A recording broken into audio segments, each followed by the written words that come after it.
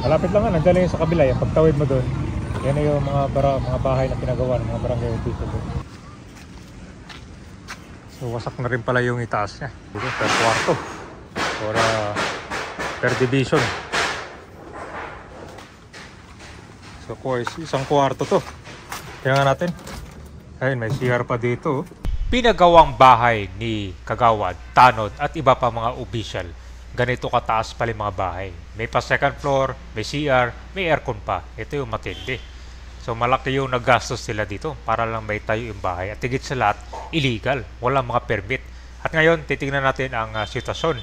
Ito mga bahay ngayon na na-demolish na pala yung second palapag nito. Tapos puntahan naman natin yung barangay hall na nakatayo sa bangketa doon sa may Alonso Street.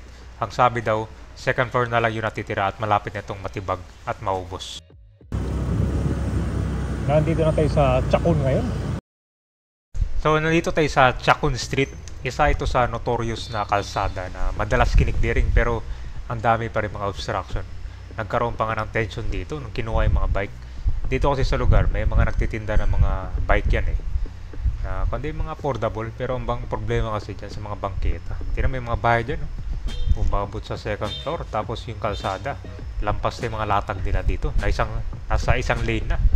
So dito, nasa likod lang ito ng estero na yung tinayuan ng mga bahay ng mga Tanod, Kagawad. Dito lang yan mismo sa likod. Pupunta natin ngayon kasi na-demolish daw yung second palapag ng bahay doon. So nag-volunteer na sila.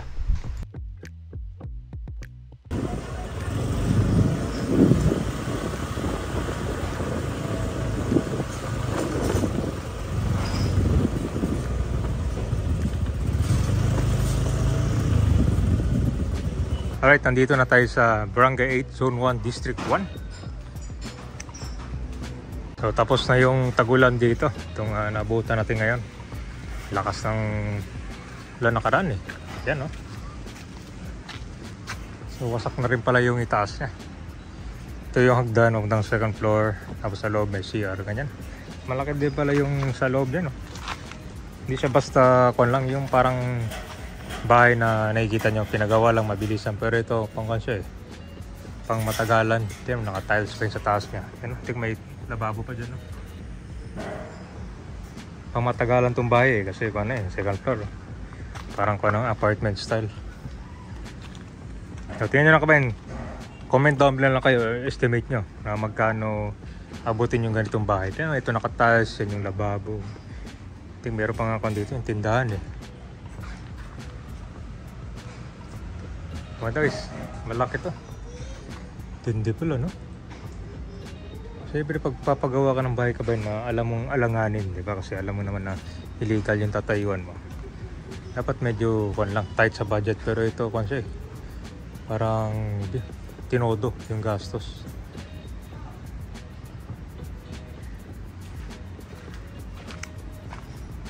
So, wala na rin din sa taas. Mabilis din pa rin. Back ito. 1 week lang nakalipas ah. Wala na. Parang meron pa itong mga tao. Parang may CR pa bawat dito, per kwarto. Or per division.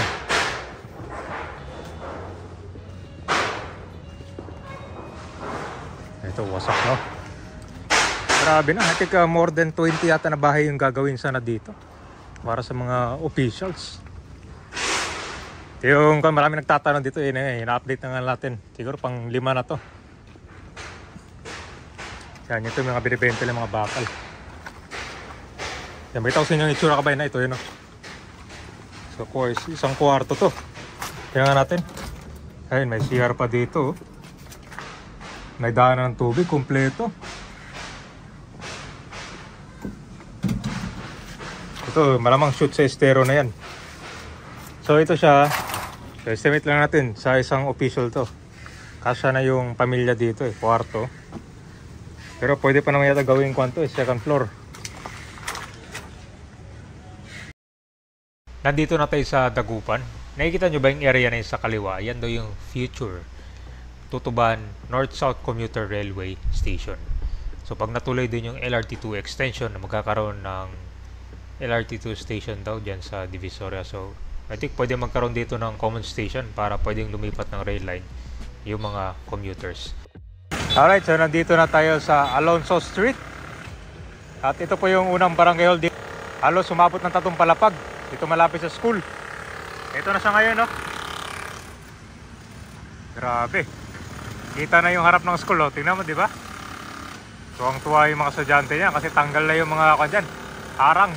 Saka yung hangin. Dire-diretso na yung flow niyan. Mahirap to gibayin kasi nasa tabi ng school. So talagang mano-mano yung pag-iba nito. More than na siguro to 2 weeks. Pagsimula ng demolition. Balita ko, malaki din yung nagastos nito, milyon. So yung pera na ginastos, nasayang lang, di ba? Marami nga nagsasabi na yung pera sana binili na lang ng aircon para dyan sa school.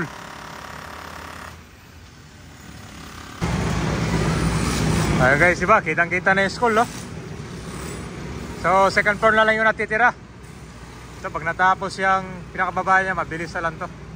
Ay, di, pa pala, 1, 2, third floor pa pala. Yung flooring ng third floor na lang yung kulang.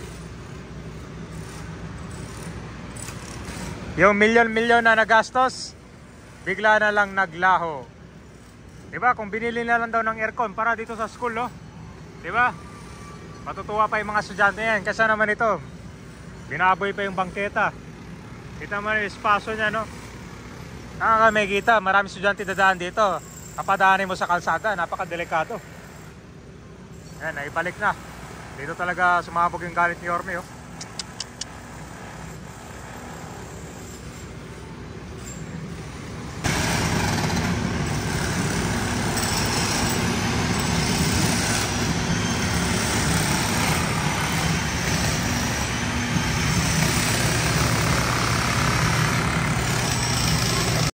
At ito na lang yung mga bahay na natitira. Actually, marami pa to eh. Yung mga skeletal pa lang na kakasimula pa lang yung demolition. Maliit pa lang siya. Pero itong iba na umabot ng second floor, yan yung matindi talaga, no? Grabe. Alam nilang illegal yung tinayo na ng bahay na dyan, pero tinayuan pa rin. Grabe, no? Nasayang lang yung nagastos. So ito po yung malapit sa Estero. And kung ano to, papuntang Moriones. Tahimik lang kasi dito sa lugar, no? Hindi mo akalain na pala, na may daanan pala dito, no?